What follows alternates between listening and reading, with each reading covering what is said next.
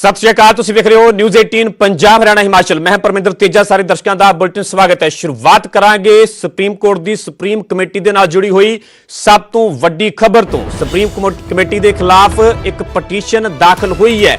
BKU लोक शक्ति ने सुप्रीम कोर्ट के विच पटीशन पाई है। खेती कानूनों के लिए बनी कमेटी निरपक्ष नहीं है। पटीशनकर्ता के वलों यह कहा गया है कि जिहड़ी खेती कानूनों को लैके सुप्रीम कोर्ट के वलों कमेटी बनाई गई है वो निरपक्ष नहीं है। पक्षपात होने के इल्जाम लगाए गए ने। पटीशन के जरिए नवी कमेटी बनाने की मंग की गई है। नवी कमेटी के विच एक रिटायर्ड जज को शामिल करने की भी मंग की है। सुप्रीम कोर्ट के वलों दरअसल 4 मैंबरी कमेटी का गठन किया गया सीगा। पर तुहानूं दस दईए कि भुपिंदर मान जिहड़े कि पंजाब के नाल संबंध रखते हैं, बटाला के नाल संबंध रखते हैं, उन्होंने भी इस कमेटी का हिस्सा बनाया गया सीगा। पर उन्होंने अपने आप को इस कमेटी तो वख कर लिया सी, अलग कर लिया सी। तो हुण 3 मैंबर ही इस कमेटी दे विच बचे ने। दिल्ली पुलिस की ट्रैक्टर रैली के खिलाफ भी पटीशन रद्द करने की मंग की गई है इस पटीशनकर्ता के वलों। सो सुप्रीम कोर्ट की सुप्रीम कमेटी के नाल जुड़ी हुई सब तो वड्डी खबर, सुप्रीम कमेटी के खिलाफ ही पटीशन दाखिल हुई है। बीकेयू लोक शक्ति ने सुप्रीम कोर्ट के विच ये पटीशन पाई है। पटीशनकर्ता का कहना है कि खेती कानूनों के लिए बनी कमेटी निरपक्ष नहीं है। पटीशन के जरिए नवी कमेटी बनाने की मंग की गई है। उत्थे नवी कमेटी के विच एक रिटायर्ड जज को शामिल करने की भी मंग की गई है। इस तो पहला जेकर किसान आगुआं की, किसान जथेबंदियां की गल की जाए तो वह भी इस कमेटी के सवाल खड़े कर चुके हैं, पक्षपात के इल्जाम लगा चुके हैं। उत्थे उन्हां दा साफ तौर पर कहना किसानां दा वे कि इस कमेटी के अगे किसान पेश नहीं होणगे। माननीय सर्वोच्च न्यायालय में मैंने इस बाबत एक याचिका दाखिल की है भारतीय किसान यूनियन लोक शक्ति की तरफ से, जिसमें माननीय सर्वोच्च न्यायालय ने किसान कानूनों के संबंध में कमेटी गठित की थी 4 सदस्यों की। उन 4 सदस्यों में से एक सदस्य मान साहब ने अपनी स्थिति को देखते हुए, किसानों के कानून को देखते हुए, किसानों के खिलाफ जो कानून है उसको देखते हुए और जो किसानों की हालात है, किसान जिस तरह से आंदोलनरत हैं, इन सब परिस्थितियों को देखते हुए किसानों के हित में, पंजाब के हित में अपनी इसमें जो सदस्यता थी, जो बनाया गया था, उन्हें नॉमिनेट किया गया था, उसको वापस ले लिया है। अब कमेटी में 3 सदस्य रह गए। 3 सदस्यों का हाल भी वही है। कुछ राजनीतिक बातें भी आई हैं कि राजनीतिक दल से संबंध होने के कारण भी निष्पक्षता कहीं ना कहीं डाउटफुल हो गई। ऐसी स्थिति में हमने माननीय सर्वोच्च न्यायालय से ये आशय की है, मांग की है कि बिना राजनीतिक दल, कोई राजनीतिक दल ना हो, निष्पक्ष हो, बिल्कुल पूरी तरह से इम्पार्शल हो, न्यूट्रल हो, ऐसे सम्मानित व्यक्तियों को जिनमें माननीय सर्वोच्च न्यायालय के पूर्व न्यायाधीश हो सकते हैं।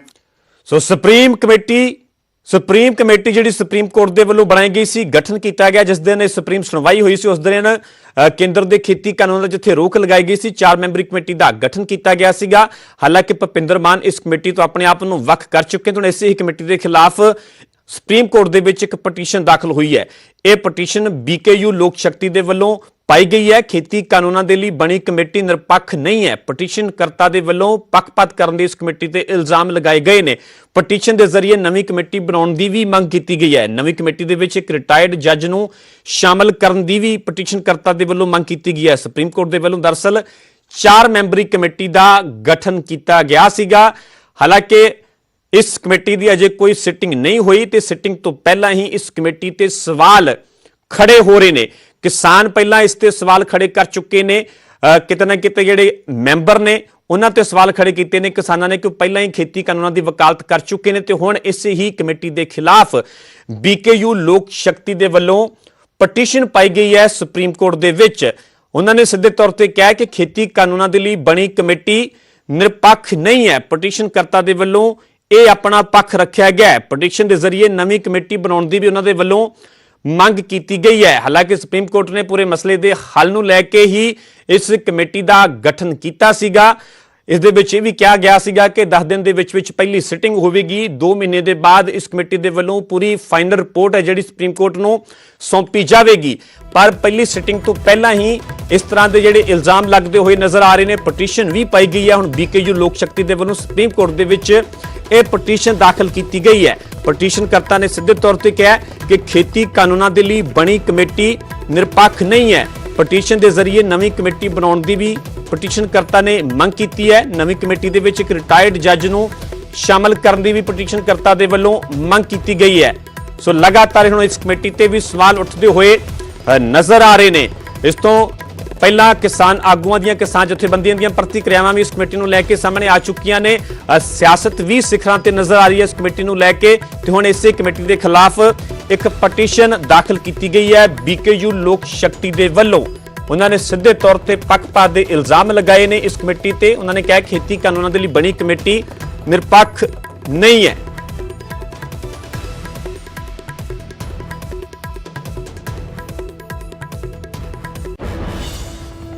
रुक करते हैं किसानी अंदोलन के नाल जुड़ी हुई सब तो वड्डी खबर दा। किसान आगू बलदेव सिरसा नूं NIA दे वल्लों नोटिस भेजा गया है। देशद्रोह सने कई धारावां दे तहत मामला उन्हां दे खिलाफ दर्ज किया गया है। NIA ने 17 जनवरी नूं पेश होने दे आदेश दिते ने। बलदेव सिरसा ने NIA दी कार्रवाई ते सवाल चुके ने। किसानी अंदोलन के कारण उन्हां नूं निशाना बनाया जा रहा है। यह कहना है बलदेव सिरसा दा।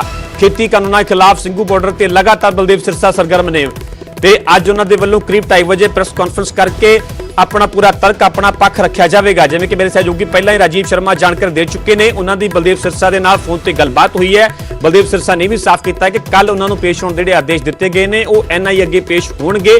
ਉਹਨਾਂ ਦੇ ਵੱਲੋਂ ਆਪਣਾ ਪੱਖ ਆਪਣਾ ਤਰਕ ਰੱਖਿਆ ਜਾਵੇਗਾ। ਨਾਲ ਉਹਨਾਂ ਨੇ ਸਾਫ਼ ਤੌਰ ਤੇ ਕਿਹਾ ਕਿ ਉਹ ਕਿਸਾਨੀ ਅੰਦੋਲਨ ਦਾ ਲਗਾਤਾਰ ਹਿੱਸਾ ਨੇ, ਸਰਗਰਮ ਨੇ। ਇਸੇ ਕਰਕੇ ਹੀ NIA ਦੇ ਵੱਲੋਂ ਉਹਨਾਂ ਨੂੰ ਨਿਸ਼ਾਨਾ ਬਣਾਇਆ ਜਾ ਰਿਹਾ ਹੈ।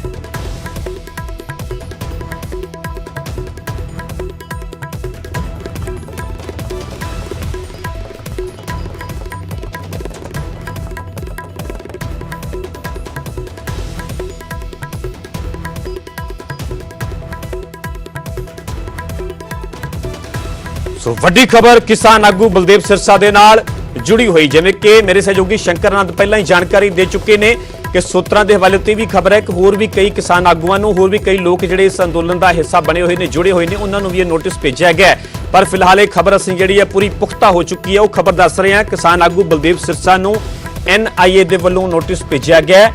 ਇਹ ਦੇਸ਼ਧਰੋਹ ਸਣੇ ਕਈ ਧਾਰਾਵਾਂ ਦੇ ਤਹਿਤ ਉਹਨਾਂ ਦੇ ਖਿਲਾਫ ਮਾਮਲਾ ਦਰਜ ਕੀਤਾ ਗਿਆ ਹੈ, ਜਿਹੜੇ ਕਿ ਜ਼ਿਲ੍ਹਾ ਅੰਮ੍ਰਿਤਸਰ ਦੇ ਨਾਲ ਸੰਬੰਧ ਰੱਖਦੇ ਨੇ।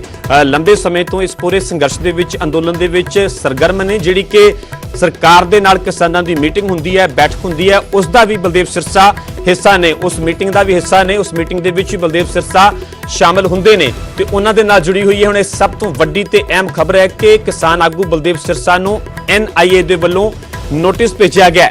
ਦੇਸ਼ਧਰੋਹ ਦੇ ਸਣੇ ਕਈ ਧਾਰਾਵਾਂ ਦੇ ਤਹਿਤ ਮਾਮਲਾ ਦਰਜ ਕੀਤਾ ਗਿਆ। ਆਪਣੇ ਆਪ ਦੇ ਵਿੱਚ ਬਹੁਤ ਮਾਇਨੇ ਰੱਖਦੀ ਹੈ। ਦੇਸ਼ਧਰੋਹ ਦੀ ਧਾਰਾ ਲਗਾਈ ਗਈ ਹੈ। ਦੇਸ਼ਧਰੋਹ ਸਣੇ ਕਈ ਧਾਰਾਵਾਂ ਦੇ ਤਹਿਤ ਉਹਨਾਂ ਦੇ ਖਿਲਾਫ ਮਾਮਲਾ ਦਰਜ ਕੀਤਾ ਗਿਆ। ਹਾਲਾਂਕਿ ਇਸ ਪੂਰੇ ਨੋਟਿਸ ਨੂੰ ਲੈ ਕੇ, ਇਹ ਪੂਰੇ ਮਾਮਲੇ ਨੂੰ ਲੈ ਕੇ NIA ਦੇ ਵੱਲੋਂ ਕੀ ਆਧਾਰ ਬਣਾਇਆ ਗਿਆ, ਕੀ ਬੇਸ ਬਣਾਇਆ ਗਿਆ, ਇਸ ਨੂੰ ਲੈ ਕੇ ਅਜੇ ਕੋਈ ਵੀ ਪੁਖਤਾ ਜਾਣਕਾਰੀ NIA ਦੇ ਵੱਲੋਂ ਨਹੀਂ ਦਿੱਤੀ ਗਈ। ਉੱਥੇ ਗੱਲ ਕਿਸਾਨੀ ਅੰਦੋਲਨ ਦੀ ਕੀਤੀ ਜਾਵੇ, ਕਿਸਾਨੀ ਸੰਘਰਸ਼ ਦੀ ਕੀਤੀ ਜਾਵੇ। ਲਗਾਤਾਰ 9 ਦੌਰ ਦੀਆਂ ਜਿਹੜੀਆਂ 9 ਪੜਾਅ ਦੀਆਂ ਬੈਠਕਾਂ ਹੋ ਚੁੱਕੀਆਂ ਨੇ ਕਿਸਾਨਾਂ ਦੀਆਂ ਸਰਕਾਰ ਦੇ ਨਾਲ, ਪਰ ਰੇੜਕਾ ਅਜੇ ਵੀ ਉੱਥੇ ਦਾ ਉੱਥੇ ਹੈ। ਰੇੜਕਾ ਅਜੇ ਵੀ ਬਰਕਰਾਰ ਹੈ। ਮਸਲੇ ਦਾ ਹੱਲ ਨਿਕਲਦਾ ਹੋਇਆ ਨਜ਼ਰ ਨਹੀਂ ਆ ਰਿਹਾ। ਅੰਦੋਲਨ ਹੋਰ ਭਖਾਉਣ ਦੀ ਤਿਆਰੀ ਦੇ ਵਿੱਚ ਹੁਣ ਕਿਸਾਨ ਜੁਟ ਗਏ ਨੇ। ਅੱਜ ਸਿੰਘੂ ਬਾਰਡਰ ਤੇ ਕਿਸਾਨ ਜਥੇਬੰਦੀਆਂ ਦੀ ਮੀਟਿੰਗ ਹੋ ਰਹੀ ਹੈ, ਮੰਥਨ ਕੀਤਾ ਜਾ ਰਿਹਾ ਹੈ। ਅੰਦੋਲਨ ਦੀ ਅਗਲੀ ਰੂਪਰੇਖਾ ਤਿਆਰ ਕੀਤੀ ਜਾਵੇਗੀ। ਤੁਹਾਨੂੰ ਦੱਸ ਦਈਏ ਕਿ ਕੱਲ 9ਵੇਂ ਗੇੜ ਦੀ ਕਿਸਾਨਾਂ ਤੇ ਸਰਕਾਰ ਦੇ ਵਿਚਕਾਰ ਮੀਟਿੰਗ ਹੋਈ ਸੀ, ਬੈਠਕ ਹੋਈ ਸੀ, ਪਰ ਉਹ ਵੀ ਪਹਿਲੀਆਂ ਹੀ ਬੈਠਕਾਂ ਦੀ ਤਰ੍ਹਾਂ ਬੇਸਿੱਟਾ ਰਹੀ, ਬੇਨਤੀਜਾ ਰਹੀ। ਤੇ ਹੁਣ 19 ਜਨਵਰੀ ਨੂੰ 10ਵੇਂ ਗੇੜ ਦੀ ਮੀਟਿੰਗ ਹੋਣੀ ਹੈ, ਬੈਠਕ ਹੋਣੀ ਹੈ। ਲਗਾਤਾਰ ਬੈਠਕ ਦੀਆਂ ਮੀਟਿੰਗ ਦੀ ਤਾਰੀਖ ਤੇ ਤਾਰੀਖ ਮਿਲ ਰਹੀ ਹੈ, ਪਰ ਮਸਲੇ ਦਾ ਹੱਲ ਕਦੋਂ ਹੋਵੇਗਾ, ਕਿਵੇਂ ਹੋਵੇਗਾ, ਇਹ ਸਵਾਲ ਅਜੇ ਬਰਕਰਾਰ ਹੈ। ਇਸ ਸਵਾਲ ਦਾ ਜਵਾਬ ਅਸੀਂ ਵੀ ਜਾਣਨਾ ਚਾਹੁੰਦੇ ਹਾਂ, ਸਾਡੇ ਦਰਸ਼ਕ ਵੀ ਜਾਣਨਾ ਚਾਹੁੰਦੇ ਨੇ ਕਿ ਆਖਿਰਕਾਰ ਇਹ ਪੂਰਾ ਮਸਲਾ, ਪੂਰਾ ਮੁੱਦਾ, ਕਿਉਂਕਿ 26 ਨਵੰਬਰ ਤੋਂ ਲਗਾਤਾਰ 50 ਤੋਂ ਵੱਧ ਦਿਨ ਕਿਸਾਨਾਂ ਨੂੰ ਹੋ ਚੁੱਕੇ ਨੇ। ਦਿੱਲੀ ਦੇ ਬਾਰਡਰਾਂ ਤੇ ਲਗਾਤਾਰ ਕਿਸਾਨ ਡਟੇ ਹੋਏ ਨੇ। ਕਿਸਾਨ ਲਗਾਤਾਰ ਇਹੀ ਮੰਗ ਕਰ ਰਹੇ ਨੇ ਕਿ ਜਿਹੜੇ ਖੇਤੀ ਕਾਨੂੰਨ ਨੇ ਉਹਨਾਂ ਨੂੰ ਰੱਦ ਕੀਤਾ ਜਾਵੇ। ਸਰਕਾਰ ਦਾ ਇਹ ਤਰਕ ਹੈ ਕਿ ਜਿਹੜੀਆਂ ਵੀ ਕਿਸਾਨ ਸੋਧਾਂ ਕਰਵਾਉਣੀਆਂ ਚਾਹੁੰਦੇ ਨੇ, ਸੋਧਾਂ ਕਰਨ ਦੇ ਲਈ ਸਰਕਾਰ ਤਿਆਰ ਹੈ, ਪਰ ਕਾਨੂੰਨ ਰੱਦ ਨਹੀਂ ਹੋਣਗੇ। ਦੂਜੇ ਪਾਸੇ ਮਾਮਲਾ ਸੁਪਰੀਮ ਕੋਰਟ ਦੇ ਵਿੱਚ ਵੀ ਹੈ। ਸੁਪਰੀਮ ਕੋਰਟ ਖੇਤੀ ਕਾਨੂੰਨਾਂ ਤੇ ਰੋਕ ਲਗਾ ਚੁੱਕੀ ਹੈ। ਉੱਥੇ ਹੀ 4 ਮੈਂਬਰੀ ਕਮੇਟੀ ਦਾ ਗਠਨ ਕਰ ਚੁੱਕੀ ਹੈ। ਹਾਲਾਂਕਿ ਇੱਕ ਮੈਂਬਰ ਭੁਪਿੰਦਰ ਸਿੰਘ ਮਾਨ ਇਸ ਕਮੇਟੀ ਤੋਂ ਆਪਣੇ ਆਪ ਨੂੰ ਵੱਖ ਕਰ ਚੁੱਕੇ ਨੇ, ਪਰ ਮਾਮਲਾ ਅਜੇ ਵੀ ਗੁੰਝਲਦਾਰ ਨਜ਼ਰ ਆ ਰਿਹਾ ਹੈ। ਅਜੇ ਵੀ ਕਿਤੇ ਹੱਲ ਨਜ਼ਰ ਨਹੀਂ ਆ ਰਿਹਾ। ਲਗਾਤਾਰ ਬੈਠਕਾਂ ਹੁੰਦੀਆਂ ਨੇ, 9 ਦੌਰ ਦੀਆਂ ਬੈਠਕਾਂ ਹੁਣ ਤੱਕ ਹੋ ਚੁੱਕੀਆਂ ਨੇ। ਲਗਾਤਾਰ ਸਰਕਾਰ ਦੇ ਵੱਲੋਂ ਵੀ ਸੱਦਾ ਦਿੱਤਾ ਜਾਂਦਾ ਹੈ, ਸਰਕਾਰ ਦੇ ਵੱਲੋਂ ਇਹ ਵੀ ਕਿਹਾ ਜਾਂਦਾ ਹੈ ਕਿ ਗੱਲਬਾਤ ਦੇ ਲਈ ਲਗਾਤਾਰ ਸਰਕਾਰ ਤਿਆਰ ਹੈ ਤੇ ਗੱਲਬਾਤ ਅੱਗੇ ਵੀ ਜਾਰੀ ਰਹੇਗੀ। ਪਰ ਮਸਲਾ ਹੱਲ ਕਿਵੇਂ ਹੋਵੇਗਾ, ਕਦੋਂ ਹੋਵੇਗਾ, ਇਹ ਸਵਾਲ ਅਜੇ ਬਰਕਰਾਰ ਹੈ। ਸਾਰੇ ਦਰਸ਼ਕ, ਸਾਰੇ ਲੋਕ ਪੂਰੇ ਦੇਸ਼ ਦੀਆਂ ਨਜ਼ਰਾਂ ਵੀ ਇਸ ਤੇ ਟਿਕੀਆਂ ਹੋਈਆਂ ਨੇ ਕਿ ਆਖਿਰਕਾਰ ਮਸਲੇ ਦਾ ਹੱਲ ਕਦੋਂ ਤੇ ਕਿਵੇਂ ਹੋਵੇਗਾ। ਪਰ ਅਜੇ ਇਹ ਰੇੜਕਾ ਬਰਕਰਾਰ ਨਜ਼ਰ ਆ ਰਿਹਾ ਹੈ।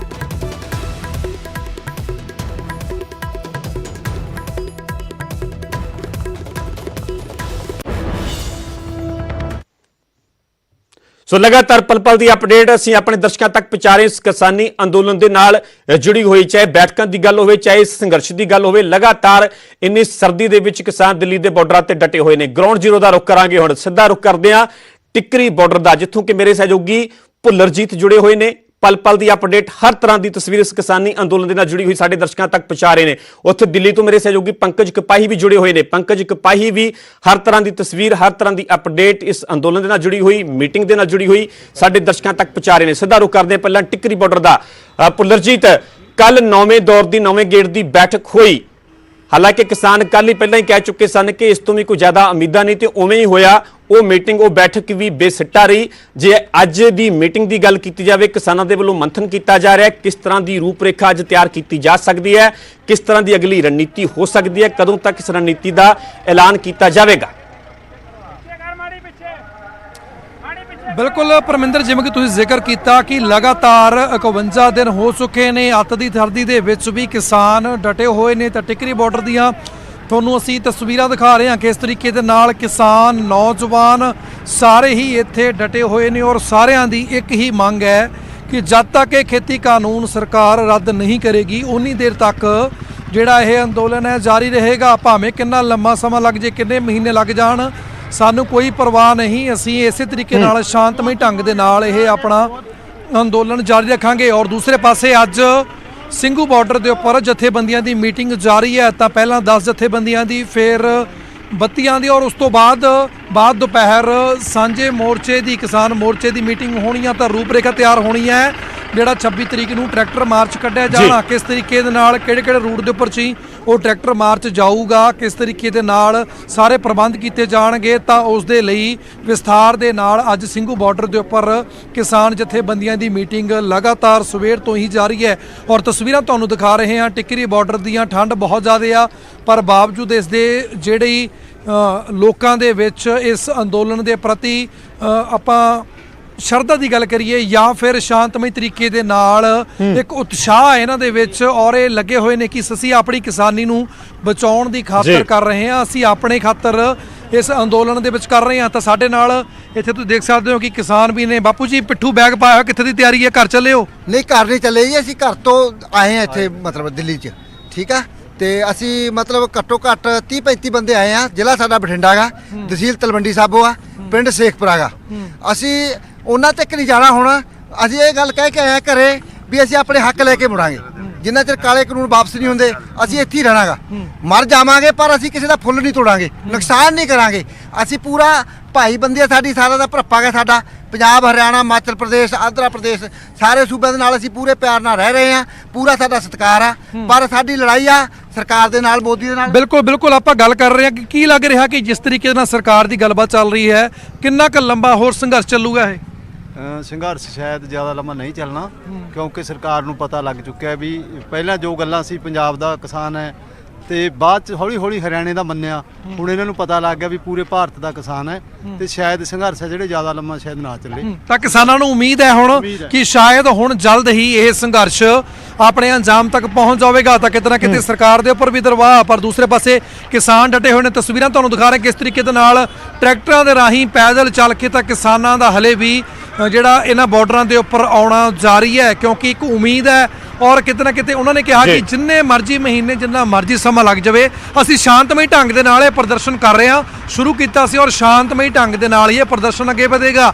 ਟਰੈਕਟਰ ਮਾਰਚ ਕੱਢਿਆ ਆਣਾ 26 ਤਰੀਕ ਨੂੰ, ਟਰੈਕਟਰ ਪਰੇਡ ਕਹਿ ਰਹੇ ਨੇ ਕਿਸਾਨ ਉਸ ਨੂੰ, ਉਹ ਵੀ ਸ਼ਾਂਤਮਈ ਢੰਗ ਨਾਲ ਕੀਤੀ ਜਾਣੀ ਆ। ਤਾਂ ਤਸਵੀਰਾਂ ਆਪ ਮੁਹਾਰੇ ਬਿਆਨ ਕਰਦੀਆਂ ਨੇ ਕਿਸ ਤਰੀਕੇ ਦੇ ਨਾਲ ਇਹਨਾਂ ਕਿਸਾਨਾਂ ਨੇ ਇੱਥੇ ਬਾਰਡਰਾਂ ਦੇ ਉੱਪਰ ਹੀ ਪਿੰਡ ਵਸਾਇਆ ਹੋਇਆ ਔਰ ਬਿਲਕੁਲ ਸ਼ਾਂਤਮਈ ਤਰੀਕੇ ਦੇ ਜੀ ਨਾਲ ਬਿਲਕੁਲ ਬਿਨਾਂ ਪੁਲਜੀਤ ਕਿਸੇ- ਬਣੇ ਰਹੋ। ਤਸਵੀਰਾਂ ਆਪਣੇ ਆਪ ਦੇ ਵਿੱਚ ਬਿਆਨ ਕਰ ਰਹੀਆਂ ਨੇ। ਕਿਸਾਨਾਂ ਦੇ ਹੌਸਲੇ ਬੁਲੰਦ ਨੇ। ਕਿਸਾਨਾਂ ਦਾ ਸਾਫ਼ ਤੌਰ ਤੇ ਕਹਿਣਾ ਹੈ ਜਦੋਂ ਤੱਕ ਖੇਤੀ ਕਾਨੂੰਨ ਰੱਦ ਨਹੀਂ ਹੁੰਦੇ ਉਦੋਂ ਤੱਕ ਕਿ ਬਾਰਡਰਾਂ ਤੋਂ ਪਿੱਛੇ ਨਹੀਂ ਹਟਣਗੇ, ਉਦੋਂ ਤੱਕ ਇਹ ਅੰਦੋਲਨ ਜਾਰੀ ਰਹੇਗਾ। ਸਿੱਧਾ ਰੁਖ ਕਰਦੇ ਹਾਂ ਦਿੱਲੀ ਦਾ, ਜਿੱਥੋਂ ਕਿ ਮੇਰੇ ਸਹਿਯੋਗੀ ਪੰਕਜ ਕਪਾਹੀ ਜੁੜੇ ਹੋਏ ਨੇ। ਪੰਕਜ, 9 ਦੌਰ ਦੀਆਂ ਬੈਠਕਾਂ ਹੋ ਚੁੱਕੀਆਂ, ਤੁਸੀਂ ਹਰ ਬੈਠਕ ਨੂੰ ਬੜੀ ਬਾਰੀਕੀ ਦੇ ਨਾਲ ਕਵਰ ਕੀਤਾ ਹੈ, ਹਰ ਤਰ੍ਹਾਂ ਦੀ ਅਪਡੇਟ ਸਾਡੇ ਦਰਸ਼ਕਾਂ ਤੱਕ ਵੀ ਪਹੁੰਚਾਈ ਹੈ, ਪਰ ਮਸਲਾ ਉੱਥੇ ਦਾ ਉੱਥੇ ਹੈ, ਰੇੜਕਾ ਅਜੇ ਵੀ ਬਰਕਰਾਰ ਹੈ। ਅੱਜ ਮੰਥਨ ਵੀ ਕੀਤਾ ਜਾ ਰਿਹਾ ਹੈ ਕਿਸਾਨ ਜਥੇਬੰਦੀਆਂ ਦੇ ਵੱਲੋਂ। ਕਿਸ ਤਰ੍ਹਾਂ ਦਾ ਅਗਲੀ ਰੂਪਰੇਖਾ ਹੋ ਸਕਦੀ ਹੈ ਇਸ ਅੰਦੋਲਨ ਦੀ, ਕਿਸ ਤਰ੍ਹਾਂ ਦੀ ਰਣਨੀਤੀ ਦਾ, ਕਦੋਂ ਤੱਕ ਇਹ ਐਲਾਨ ਕੀਤਾ ਜਾ ਸਕਦਾ ਹੈ? ਹੋਰ ਇਸ ਅੰਦੋਲਨ ਦੇ ਨਾਲ ਜੁੜੀ ਹੋਈ ਤੁਹਾਡੇ ਕੋਲ ਕੀ ਅਪਡੇਟ ਹੈ? ਪਰਮਿੰਦਰ, ਸਭ ਤੋਂ ਅਹਿਮ ਇਹ ਹੈ ਕਿ 26 ਤਰੀਕ ਨੂੰ ਲੈ ਕੇ ਜੋ ਪਰੇਡ ਕੱਢੀ ਜਾਣੀ ਹੈ ਉਸ ਦੀ ਰੂਪਰੇਖਾ ਕੀ ਹੋਏਗੀ, ਉਸ ਨੂੰ ਕਿਹੜੀ ਥਾਂ ਤੱਕ ਟਰੈਕਟਰ ਟਰਾਲੀਆਂ ਜਿਹੜੀਆਂ ਨੇ ਉਹ ਆਉਣਗੀਆਂ, ਉਸ ਨੂੰ ਲੈ ਕੇ ਇਸ ਵੇਲੇ ਮੀਟਿੰਗ ਜਿਹੜੀ ਹੈ ਉਹ ਕਿਸਾਨ ਜਥੇਬੰਦੀਆਂ ਦੀ, ਪੰਜਾਬ ਦੀ ਜਿਹੜੀਆਂ ਕਿਸਾਨ ਜਥੇਬੰਦੀਆਂ ਨੇ 32 ਉਹ ਮੀਟਿੰਗ ਕਰ ਰਹੀਆਂ ਨੇ। ਕੱਲ ਉਸ ਤੋਂ ਬਾਅਦ ਸੰਯੁਕਤ ਕਿਸਾਨ ਮੋਰਚਾ ਯਾਨੀ ਕਿ ਜਿਹੜੀਆਂ ਹੋਰ 8 ਜਥੇਬੰਦੀਆਂ ਦੇਸ਼ ਦੀਆਂ ਨੇ ਉਹ ਮੀਟਿੰਗ ਕਰਨਗੀਆਂ ਕਿ 26 ਤਰੀਕ ਨੂੰ ਲੈ ਕੇ ਰੂਪਰੇਖਾ ਕੀ ਰਹਿਣ ਵਾਲੀ ਹੈ। ਔਰ ਇਸ ਦੇ ਨਾਲ ਨਾਲ ਇੱਕ ਹੋਰ ਅਹਿਮ ਪੁਆਇੰਟ ਤੇ ਚਰਚਾ ਹੋ ਰਹੀ ਹੈ ਕਿ ਜੋ NIA ਵੱਲੋਂ ਸੰਮਨ ਭੇਜੇ ਗਏ ਨੇ, NIA ਵੱਲੋਂ ਸੰਮਨ ਜਿਹੜੇ ਨੇ ਦੀਪ ਸਿੱਧੂ ਦੇ ਭਰਾ ਤੇ ਵੀ ਜਾਣਕਾਰੀ ਮਿਲ ਰਹੀ ਹੈ ਕਿ NIA ਵੱਲੋਂ ਸੰਮਨ ਭੇਜਿਆ ਗਿਆ ਵਾ। ਔਰ ਇਸ ਦੇ ਨਾਲ ਨਾਲ ਜੋ 32 ਜਥੇਬੰਦੀਆਂ ਚੋਂ ਇੱਕ ਨਾਮ ਹੈ ਬਲਦੇਵ ਸਿੰਘ ਸਿਰਸਾ। ਬਲਦੇਵ ਸਿੰਘ ਸਿਰਸਾ ਹੋਰਾਂ ਨੂੰ ਜੋ ਸੰਮਨ ਭੇਜਿਆ ਗਿਆ, ਕਿਉਂ ਸੰਮਨ ਭੇਜਿਆ ਗਿਆ ਔਰ ਸੰਮਨ ਤੋਂ ਬਾਅਦ ਕਿਸ ਤਰੀਕੇ ਦੀ ਅਗਲੀ ਪਲੈਨਿੰਗ ਕਿਸਾਨ ਜਥੇਬੰਦੀਆਂ ਦੀ ਰਹੇਗੀ, ਇਹ ਕਾਫੀ ਅਹਿਮ ਰਹਿਣ ਵਾਲਾ ਹੈ। ਕਿਉਂਕਿ ਕੱਲ ਦੀ ਮੀਟਿੰਗ 'ਚ ਵੀ ਇਹ ਮਸਲਾ ਜਿਹੜਾ ਵਾ ਉਹ ਉੱਠਿਆ ਸੀਗਾ, ਬਕਾਇਦਾ ਤੌਰ ਤੇ ਜ਼ਿਕਰ ਹੋਇਆ ਸੀਗਾ ਕਿ ਕਰਨਾਲ ਦੇ ਵਿੱਚ 900 ਕਿਸਾਨਾਂ ਦੇ ਉੱਤੇ ਪਰਚਾ ਦਰਜ ਕੀਤਾ ਗਿਆ, ਡਰਾਉਣ ਦੀ ਕੋਸ਼ਿਸ਼ ਕੀਤੀ ਗਈ ਔਰ ਹੁਣ ਬਲਦੇਵ ਸਿਰਸੇ ਦੇ ਉੱਤੇ ਔਰ ਕੁਝ ਹੋਰ ਕਿਸਾਨ ਜਥੇਬੰਦੀਆਂ ਨੂੰ ਵੀ ਟਾਰਗੇਟ ਜਿਹੜਾ ਵਾ ਉਹ ਕੇਂਦਰ ਸਰਕਾਰ ਵੱਲੋਂ ਕੀਤਾ ਜਾ ਰਿਹਾ ਹੈ। ਕਾਂਗਰਸ ਕਿਸ ਤਰੀਕੇ ਨਾਲ ਦੇਖ ਰਹੀ ਹੈ? ਕਾਂਗਰਸ ਦੇ ਮੈਂਬਰ ਪਾਰਲੀਮੈਂਟ ਵਿਧਾਇਕ ਜੰਤਰ ਮੰਤਰ ਤੇ ਧਰਨਾ ਦੇ ਰਹੇ ਆ। ਮੈਂ ਤਸਵੀਰ ਦਿਖਾਣਾ ਚਾਹੂੰਗਾ, ਇੱਥੇ ਪੁਲਿਸ ਨੇ ਕੱਲ ਬਕਾਇਦਾ ਤੌਰ ਤੇ ਜਿਹੜਾ ਵਾ ਇਹ ਪੂਰੀ ਤਰੀਕੇ ਦੇ ਨਾਲ ਤਰਪੈਲ ਪੱਟ ਦਿੱਤੀ ਸੀਗੀ ਔਰ ਕਾਂਗਰਸ ਮੈਂਬਰ ਪਾਰਲੀਮੈਂਟ ਨੂੰ ਘੜੀਸ ਕੇ ਜਿਹੜਾ ਵਾ ਉਹ ਬੱਸ ਦੇ ਵਿੱਚ ਬਿਠਾ ਕੇ ਜਿਹੜਾ ਵਾ ਥਾਣੇ ਲੈ ਗਏ ਸੀਗੇ, ਲੇਕਿਨ ਰਿਹਾ ਹੋਣ ਤੋਂ ਬਾਅਦ ਫਿਰ ਕਾਂਗਰਸ ਵੱਲੋਂ ਇੱਥੇ ਧਰਨਾ ਕਿਸਾਨਾਂ ਦੀ ਹਮਾਇਤ 'ਚ ਇੱਕ ਵਾਰ ਫਿਰ ਸ਼ੁਰੂ ਹੋ ਗਿਆ। ਬਕਾਇਦਾ ਤੌਰ ਤੇ ਡਿੰਪਾ ਹੋਰਾਂ ਨਾਲ ਗੱਲਬਾਤ ਕਰਦੇ ਆ। ਕੱਲ ਦੀ ਮੀਟਿੰਗ ਵੀ ਬੇਸਿੱਟਾ ਰਹੀ, ਅਗਲੀ ਕਿਸਾਨ ਜਥੇਬੰਦੀਆਂ ਦੀ ਰਣਨੀਤੀ ਕਿਸ ਤਰੀਕੇ ਨਾਲ ਹੋਣੀ ਚਾਹੀਦੀ, ਕਿਉਂਕਿ ਬੈਠਕਾਂ ਬੇਸਿੱਟਾ ਰਹਿ ਰਹੀਆਂ ਨੇ, ਮਸਲਾ ਉੱਥੇ ਹੀ ਅੜਿਆ ਹੋਇਆ। ਮੋਦੀ ਸਰਕਾਰ ਇਹ ਆਪਣੀ ਈਗੋ ਤੇ ਆਪਣਾ ਹੰਕਾਰ ਨਹੀਂ ਛੱਡ ਰਹੀ। ਕਿਸਾਨ ਭੀਖ ਨਹੀਂ ਮੰਗ ਰਿਹਾ, ਕਿਸਾਨ ਉਹਨਾਂ ਕੋਲ ਕੁਝ ਵੱਧ ਨਹੀਂ ਮੰਗ ਰਿਹਾ, ਕਿਸਾਨ ਆਪਣਾ ਹੱਕ ਮੰਗ ਰਿਹਾ ਜਿਹੜਾ ਇਹ ਸਰਕਾਰ ਦੇਣ ਨੂੰ ਤਿਆਰ ਨਹੀਂ।